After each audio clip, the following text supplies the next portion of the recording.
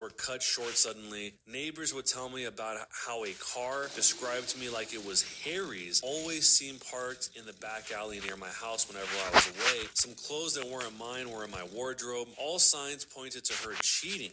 But she said that nothing was happening. She said that Harry would come over occasionally to discuss business, etc., but he never stayed the night. I chalked it up to me being paranoid and continued on as if nothing was wrong. But there was always this feeling that something wasn't right. It was close to 6 months after that I discovered she had been lying to me. I had just finished closing a rather large contract with a new company, and negotiations had wrapped up earlier than I had anticipated. So instead of sticking around for the next few days, I decided to pay for an early flight home and surprise everyone. Fast forward a few hours and I drive into my hometown and down the alley behind my house so that I could get into the house without being seen and surprise Catherine. Some part of me was curious, however, as to whether or not this mystery car was there. Sure enough, there was a car that was blocking the back entrance gate. I was confused for a moment, wondering if it had just been a neglectful neighbor parking, only to realize that it was actually indeed Harry's car. If it hadn't been for the high hedge line that I put in a few years back for privacy, I may have well driven past my own place. Pulling up behind his car, I got out and thought it was strange